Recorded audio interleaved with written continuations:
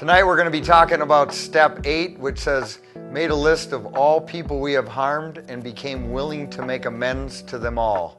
Mark, what does that mean to you? To me, I'm just making the list. Part of that list comes from my 4th step, and it's just willingness. And if I did the proper 1 through 7 steps, God is going to give me that willingness that I need. That's good. Dewey? Well, for so many years I was so scared to even tiptoe through this area because there's so many people that are dead or in prison that I've harmed, and it's like, how in the world do I do this? But now I'm learning that by taking these steps, my willingness step through 1 through 7 has made me think it doesn't matter if I get to speak to them directly, but I've made the list. And 5 years later, now God miraculously brings these people into my life somehow to where I'm able to actually make amends. But it's not in my timing. That's good. Stephanie? I think one of the biggest things, making the list isn't the hard part for me, because at this point I'm not talking to anybody yet. So it was easy to make the list, but the difficult part was to see how many people I did harm. But one of the biggest things that I didn't have on my list ever was myself. And that was a huge realization for me to be able to put myself on that list, to know how much I harmed myself through the process as well. That's good. Jeremy? When I did my step 8 with my counselor, I thought it would be easy to make a list to put down everybody that I harmed, because like he said, I harmed a lot of people. But then she asked me, well, let's write a letter from your daughter's perspective and see how you write it in her eyes and how she felt. And by doing that, brought to life how did she got hurt by me. She was angered. She had so many emotions that I thought she had, and then I read the letter to her, and it made a relationship bond between us that was just unreal. That's good. Scott? For me, this step recognized the ownership I had to take and some of the destruction I created, the ripple effect. So it was a big step. I had to recognize for how many people I did harm, and I have to become willing and God willing to make these amends. That's good. Tonight we're going to talk about step 8. This series has been incredible as we continue on the journey of the 12 steps. God bless you.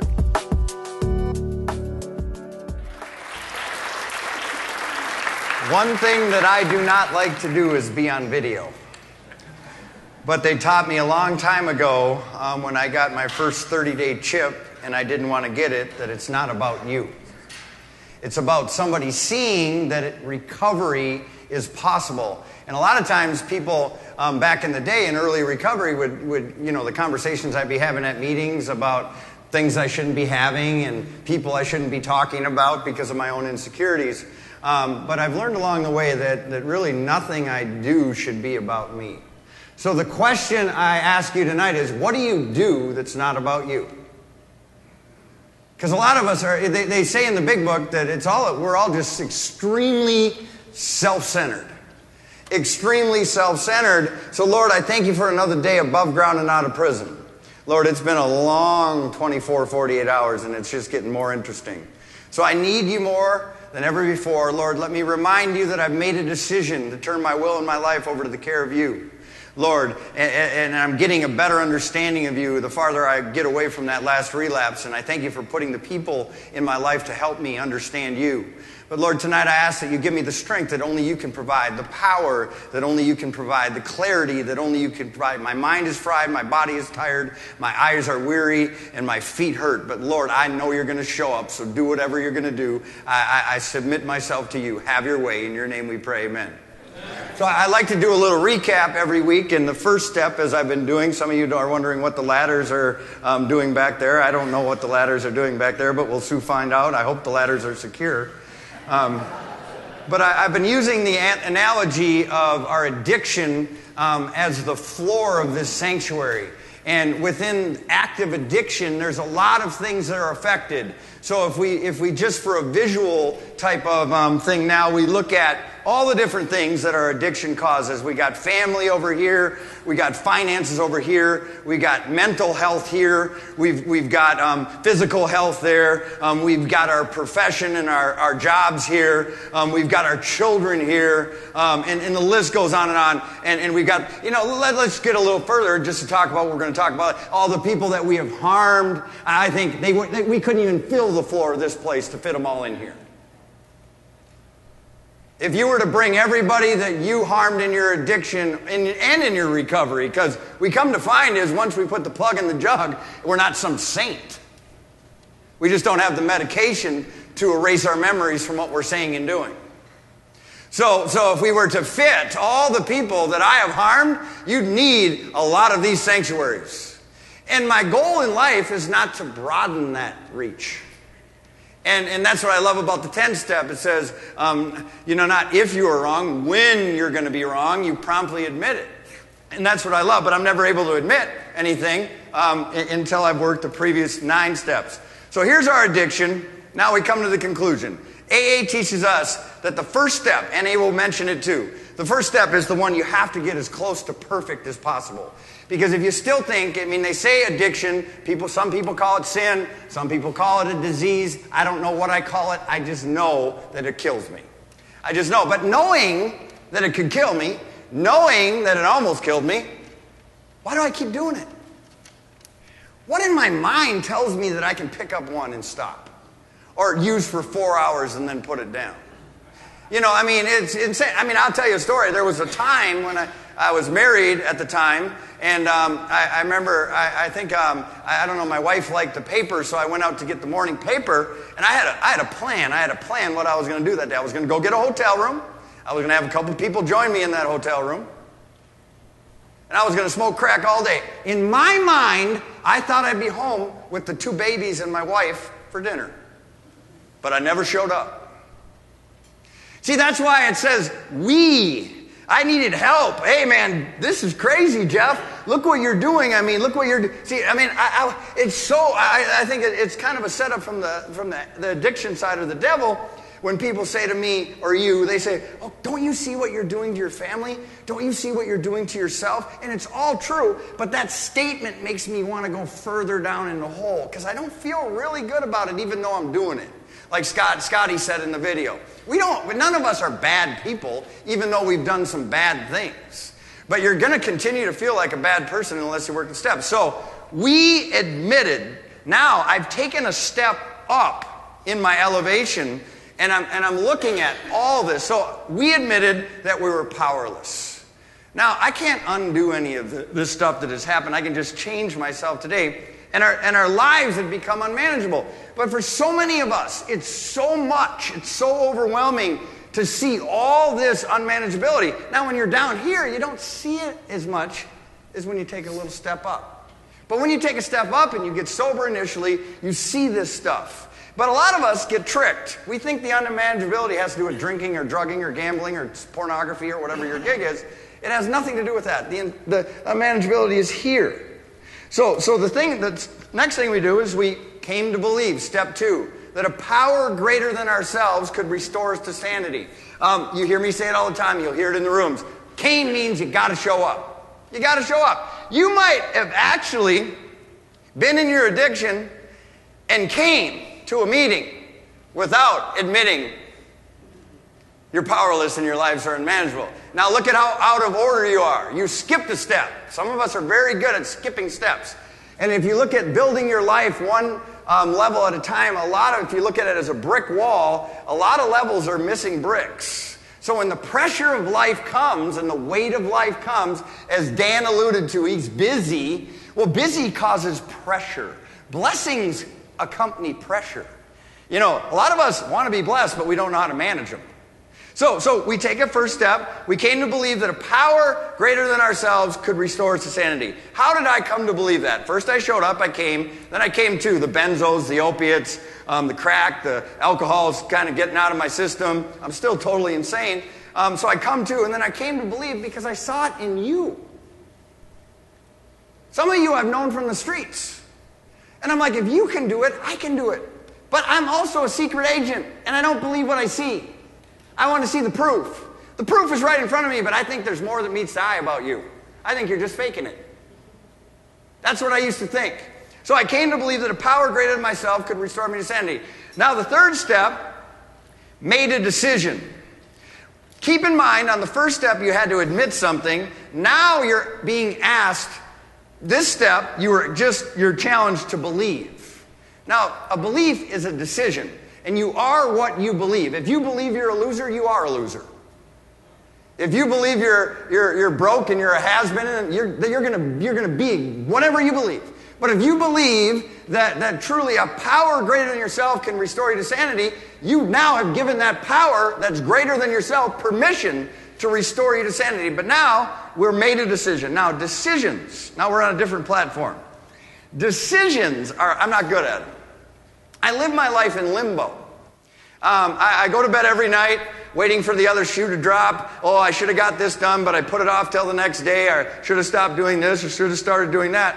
But now you look, step 3 opens up a whole different thing. Now, step 3, this platform is not as big as the floor of the sanctuary, but it gives me a little bigger platform to move around to really understand what is it about my will, my thoughts, my feelings, my emotions. They're all jacked up. They're all jacked up. So only God can do it. So made a decision. I'm not good at making a decision. So then I look at the first word of the third step that says we. I need your help to make this decision. I need you to hold me accountable to this decision. Because this is still, I can still fake it. I can still say to you that I've admitted that I'm powerless in my life to become unmanageable. I can even say to you, because there's no proof. Yes, to a certain extent early on, within your actions, you'd see it in an individual. But yeah, I came to believe that a power greater than myself can restore it. Now I'm going to say I made a decision.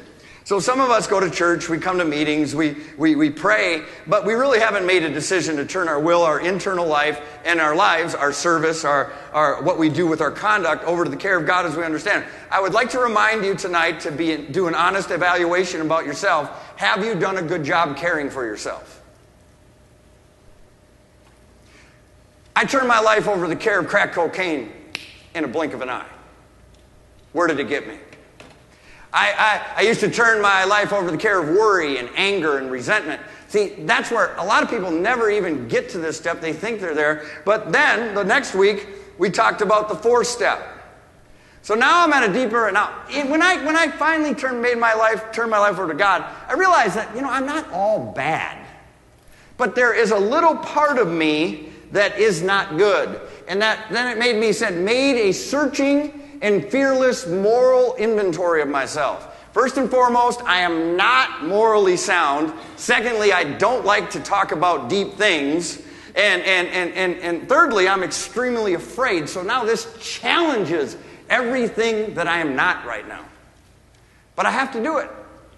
I have to do it. The fifth step says admit. Now I'm admitting again. I'm admitting. I admitted in the first step that I'm powerless and my lives had become unmanageable. Now, how would you know if a person has truly worked a first step? If they work a second step? If they work a third step? And the remainder. So now I admit to God, myself. God knows, I know, but where the intimacy is another human being. Now, I want to just privy it by saying, by privy, that's a big word. Privy it by saying, I don't even know if it's right in the context, but it sounds good. But now I'm starting to get a little softer. I'm getting a little softer, and it's preparing me for the future steps. To another human being, the exact natures of my wrongs. Well, I got exact when I talked about my fears, resentments, and conduct. Now I admitted. So now I got this list going that I wrote in the fourth step. Now I become entirely ready to have God remove my defects of character. Why am I fearful? Why am I angry? Why am I a ticking time bomb? Look at how far away I am now from my addiction. But I became entirely ready to have God because I'm sober now a little while. And going to bed angry every night, fearful, full of self-pity, full of worry and anxiety. If I continue to do this, I'm going to get high. So I become entirely ready, and I'm looking at all of this from a whole different view to have God. If I could have stopped manipulating in my own power, I would have done it. If I would have stopped lying in my own power, I would have done it. Why am I still lying and I'm sober? Why am I still taking shortcuts when I'm still sober? Why am I? Because I have these character defects, and it really is an issue of character. But then I go to the 7th step, and I look down.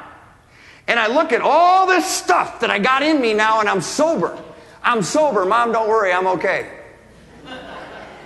I'm sober, and I don't feel right.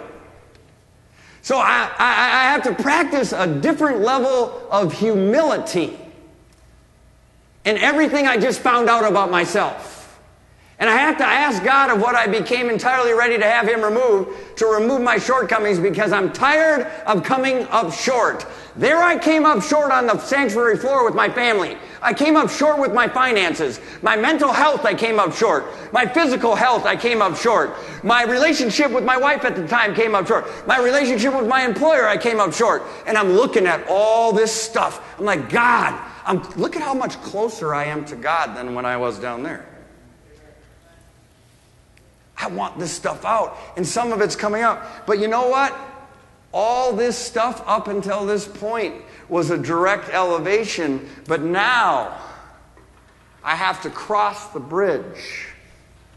And some of us have never taken this step right here.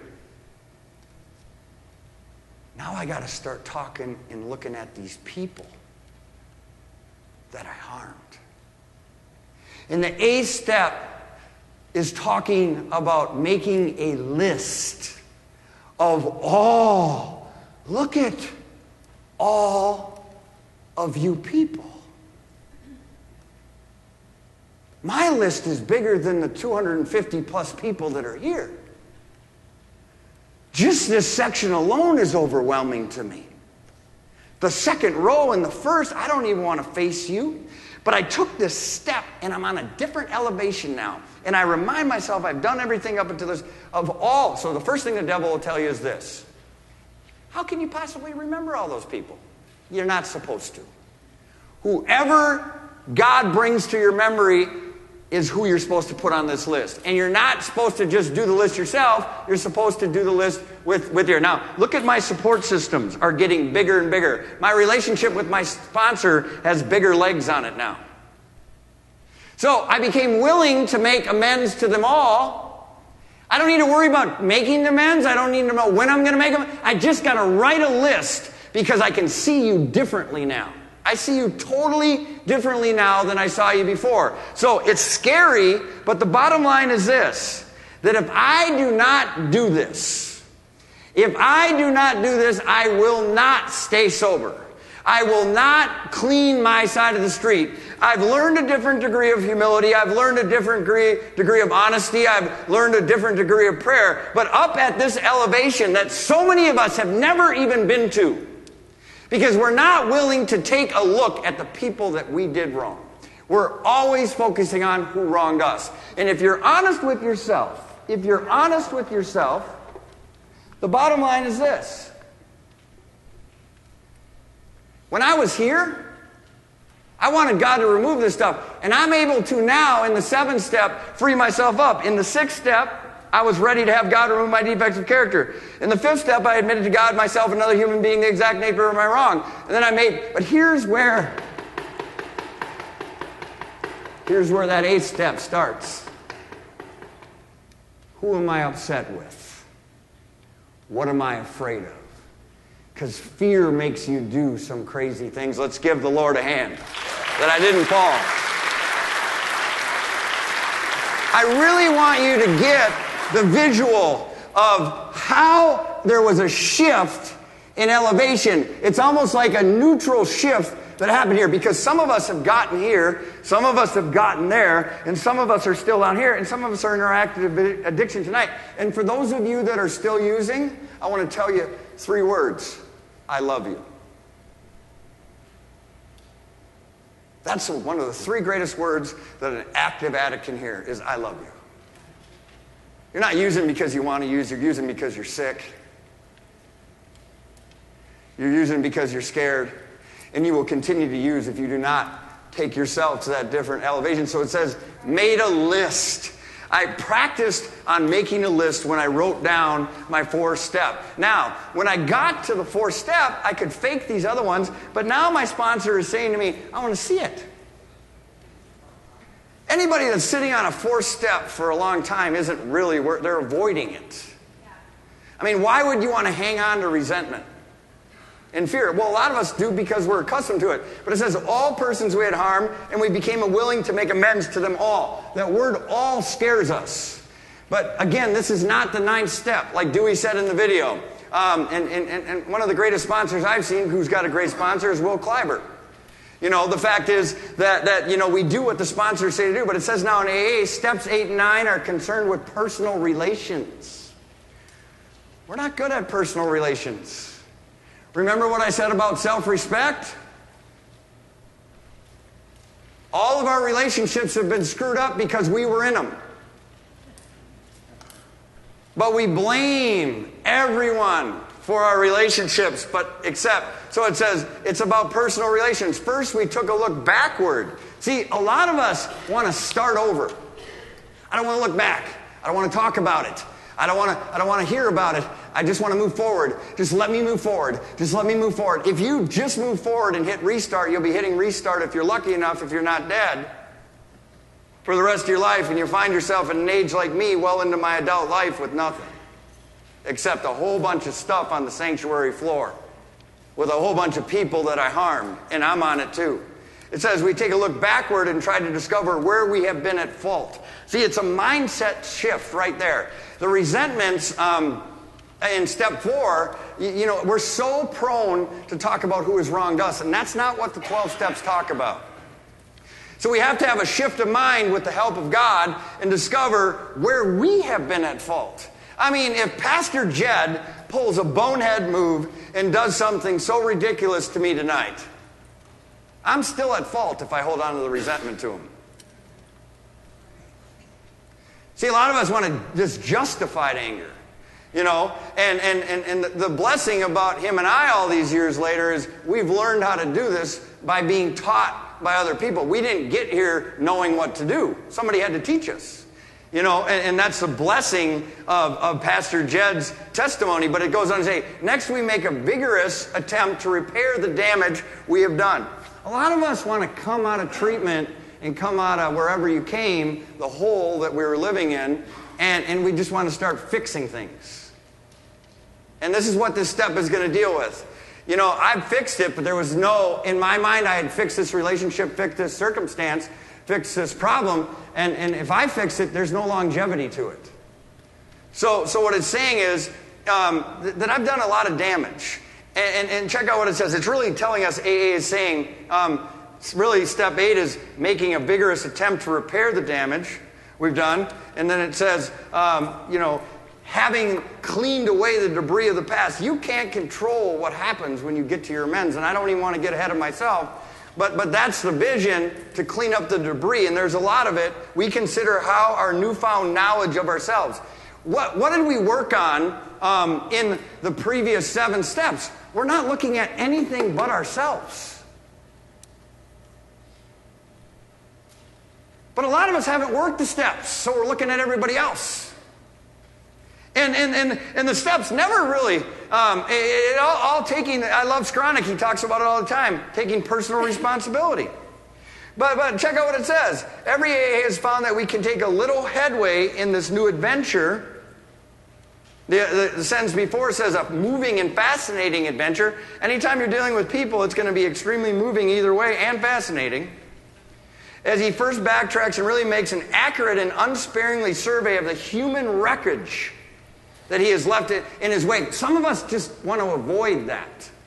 You can't avoid it. It's there, it ain't going nowhere. And in step 9, you got to look and deal with it. But some of us never get there. Or we do it premature. But it goes on to say, why we cried, shouldn't bygones be bygones? Why is it that we're the type of people that expect people to overlook things with us, but we hold on to things about them? Let bygones be bygones. Why do we have to think at these? I'd rather not think about it. I'd rather just put that out of my mind. I'd rather not think about what I did. I'd rather not think about what I did to you. But you know what? If you don't want to look at it, you fail to recognize that it's always looking at you. And it may not be in your conscious, but it's always in your unconscious. It says, these were some of the ways which fear, which we should have dealt with in 4-step, conspired by pride and ego to hinder our making a list of all the people we had harmed. This attitude, of course, is the end result of purposeful forgetting. Now, it may not be in your conscious mind on a daily basis, but it's in your unconscious, this harm we have done to people. It is an attitude which we can only be changed by a deep and honest search for motives and actions. Again, the next right thing for the right reason to get the right result. Such gross misbehavior.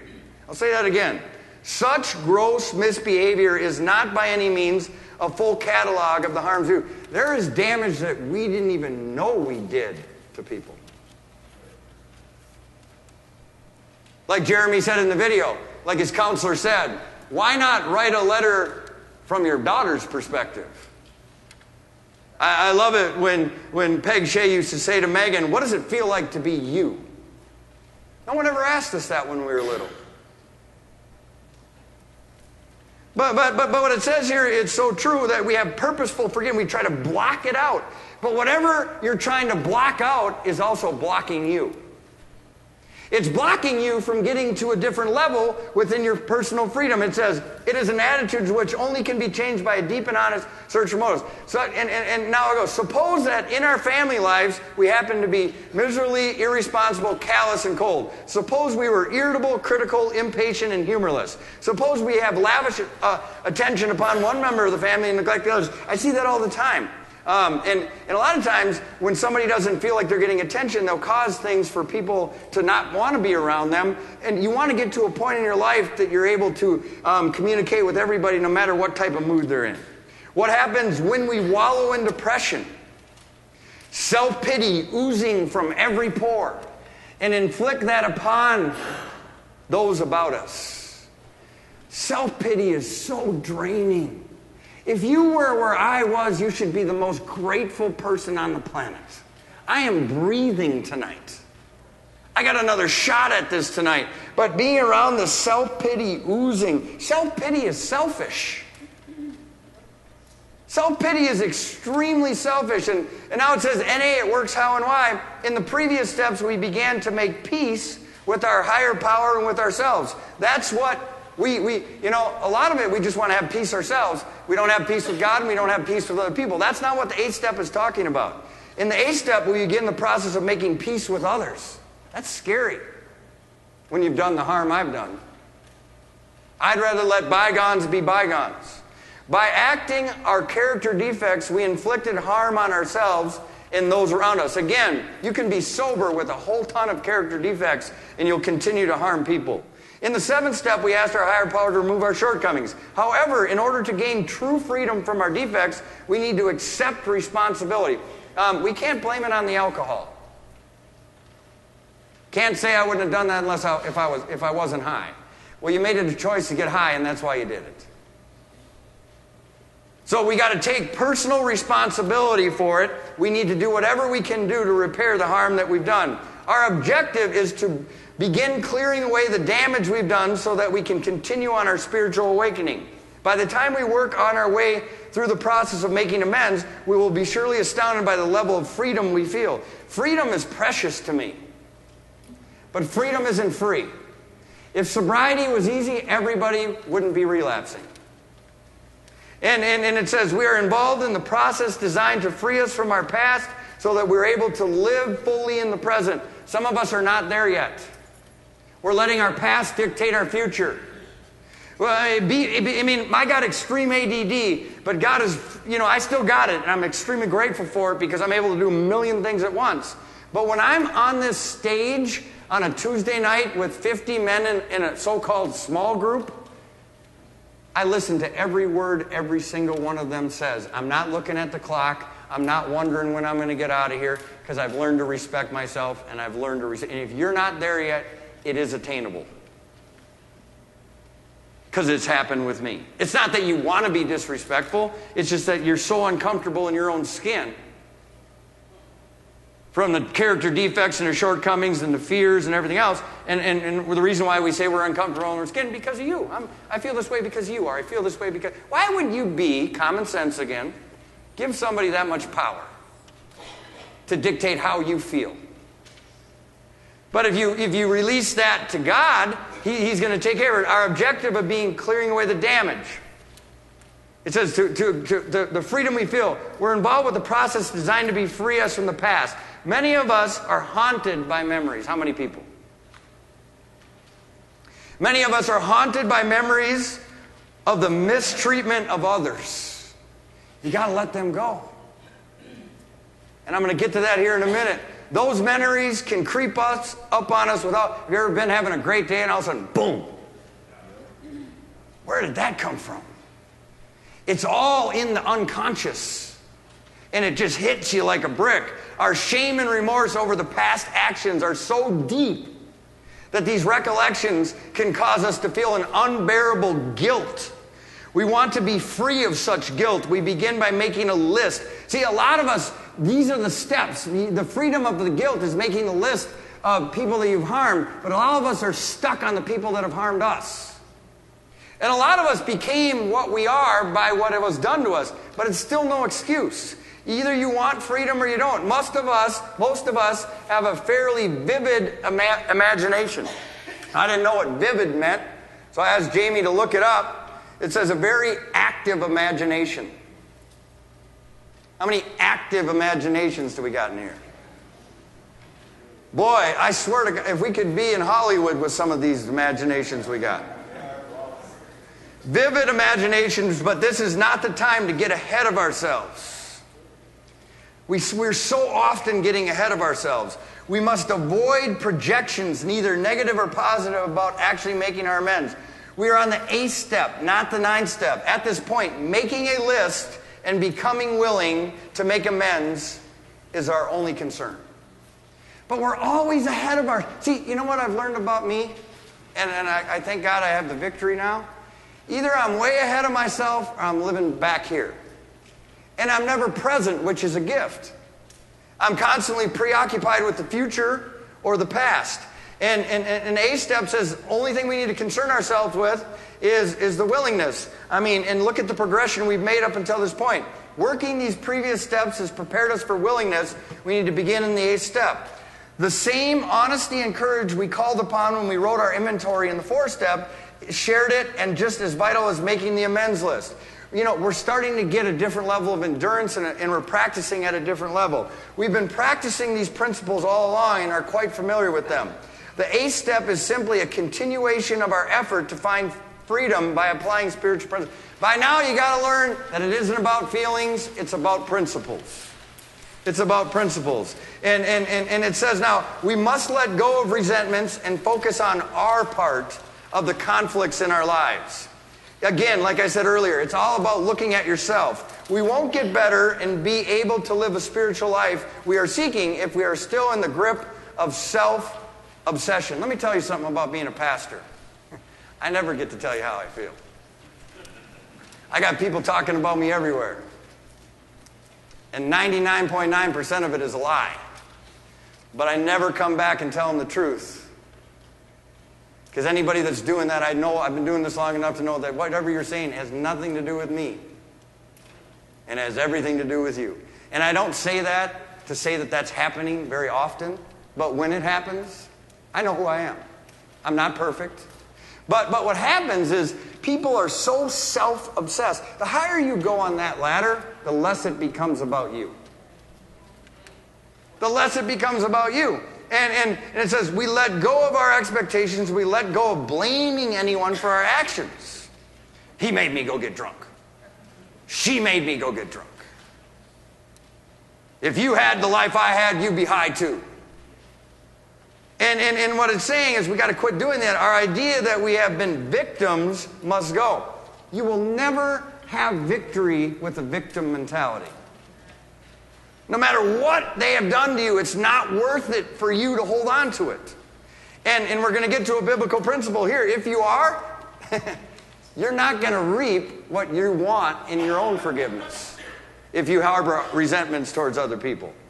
Our idea that we have been a victim, in the A step, we are not concerned what others have done to us. We are concerned only with accepting responsibility for what we have done to others. We find the people wounded by our dishonesty and the people that we stole from, cheated, the people that were on the receiving end of our wrongs. We also take note of how we've harmed society as a whole, added to our list. We may have drained community resources, exhibited offensive behaviors in public, and refused to contribute to... How much public money have you used up?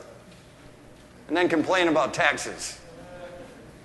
Costs money to sit in jail. Costs money to get a Rule 25 and a Rule 35 and how many other rules they got. Detox costs money. Court costs money. We got to put these people on our list. Some of us are upset with the government. Upset with this. It don't matter if you're upset with it. If you have to do this, because if your freedom is important to you, you have to do it. In addition to understanding what harm means, we also need to understand what making amends means. This step does not say that we become willing to say we're sorry. Although it may be part of the amends. Most of the people we've hurt have probably heard us say we're sorry to last a lifetime. I'm sorry doesn't cut it anymore.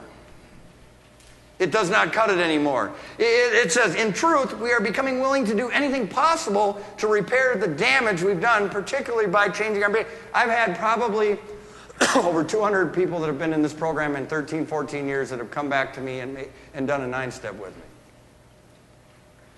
I didn't even know they were upset with me. But I was so happy for them. You can't take it personal. I've had people come up to me and say, I have to ask for forgiveness for the way I'm feeling about you. And I know I haven't done anything wrong. I mean, I'm not perfect. There's a chance I might, maybe I did, but I just want you to be free. I just want people to be free. I want to be free. I can't hold on to stuff. I don't want people holding on to stuff about me. And it's so important that it says it's about changing our behavior. Simply accepting the harm we cause increases our humility. By being truly sorry is a clear indication that our self-centeredness has diminished. Willing to go to any lengths to change, we are newly inspired. Some of our willingness will come about simply by writing an amends list. No different that we practice by writing the 4th step. See, a lot of us just do this fly by the seat of our pants. This is an orderly program. It isn't you got a mind of what the list is in your head, and if you just so happen to run into the people, because we're not good at talking. We talk longer than we should, or we don't say enough. We add stuff to a story that isn't true, or we leave stuff out we'd rather not talk about. That's why we need help with our sponsors and our pastors to really understand, to make this list. And we know that when it's inside of you, it's in darkness, but when it's put to the light of exposure, you'll see it for what it is. And it's so important to really, so we got to go to any lengths in writing this. We ask God to help us find willingness and make our amends. See, we got to remind ourselves we did a step 3. God is in control of our lives. And it says praying for willingness takes our relationship with God, of our understanding to, are you still counting on God? Like Dan said, he's busy. I'm busy. When I get too busy, I forget about God. In the 7th step, we furthered our personal relationship with the higher power for asking for freedom of our shortcomings. Now we must trust that power to provide with whatever we need to work step 8. Our commitment to recovery includes being ready to go as far as we must. We were willing to go as far as we had to in our addiction. A higher power is working in our lives, preparing us to be of service for others. Do you understand? The further you get up here, the more that you are able to be of service to others. When you get this far, when you get up close to the 12th step, you know how free you are? You know that I'm here to carry a message and that's it? I'm not here to carry you. I'm not here to lecture you. I'm here to tell you what has worked for me. And it's not something that's an opinion. It's not something that I've made up. It's not something that other people are talking about that doesn't work. It works if you work it. When you get here and you have a spiritual awakening as a result of all the work that you put in, you are able to carry a message to other people. This is freeing up here. And I don't want to get ahead of myself, but I will tell you this. I will tell you, when I get to the 10th step, the people are not as much that I need to make amends, and it's all cleared up. Because it's my willingness that clears it up. Spirituality is about willingness and open-mindedness. It is that simple. Help me and pray for me as I get down. But I think about how it is that I have truly gone to a different level because of you. Because of the God in you. God doesn't speak to me in lightning bolts. Yes, I study the Word and I hear His voice. But in the same breath, it's all about an attitude change. Check out what it says here. We are developing the ability to choose. Some of us forget there was a time of our lives that we didn't have a choice. But now that you do have a choice, the choice is yours. I can't make it for you. Your loved one can't make it for you. The police officer can't make it for you. The judge can't, because you can still go to jail with a bad attitude. And it says the ability to choose spiritual principles over character defects. Recovery over addiction. It really comes down to a choice. And it says now in the basic text, step 8 is a test of our newfound humility. That I'm willing to do whatever it takes.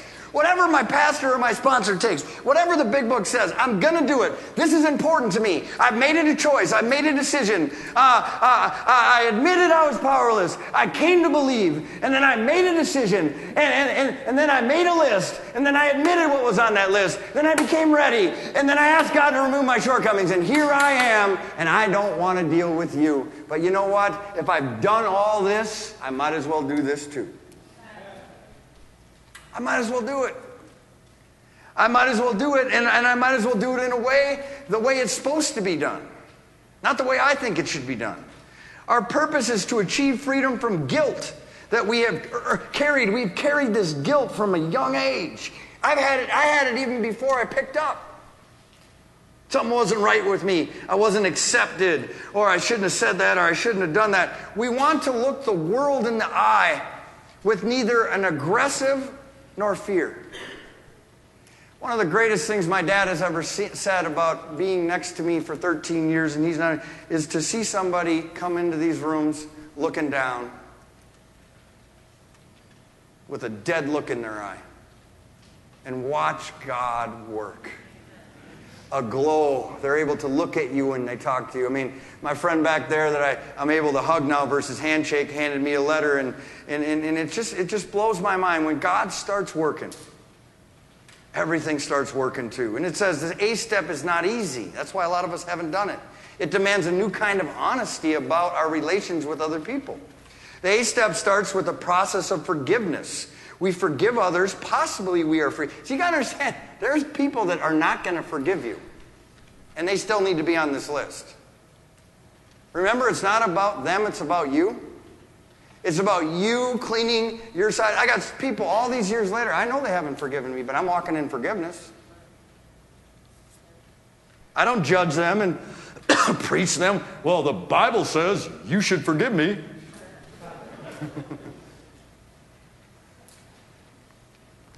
We forgive others, possibly we are forgiven, and finally we forgive ourselves and learn how to live in the world.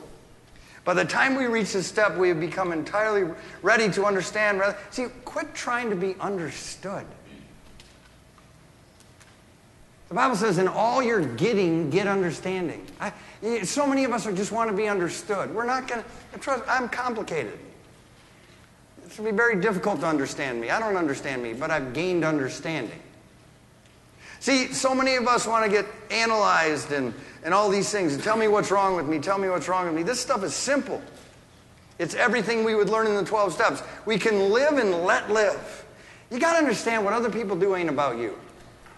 Even though they harm you and they make it about you and they talk about you, you just let them live. Easier when we know the areas in which we owe amends. It seems hard now, but once we have done it, we will wonder why it took so long. We must separate what was done to us from what we did to others. We cut away our justifications and our ideas of being the victim. We often feel that we only harmed ourselves. No, we didn't just harm ourselves. Yes, we harmed ourselves. But if you're an addict, you're an alcoholic, you've harmed a lot of people. Yet we usually list ourselves last, if at all. This step is doing the legwork to repair the wreckage of our lives. Mark 11 says, forgiveness is a necessity for really making an amends. And when you stand praying, if you hold anything against anyone, forgive them. So that your Father in heaven may forgive you of your sins. If you do not forgive, you will never experience forgiveness. This has been a hard lesson. It's been very quiet in here. And I don't think that's because it was boring. The time has come to clean up your side of the street. Some people will accept it.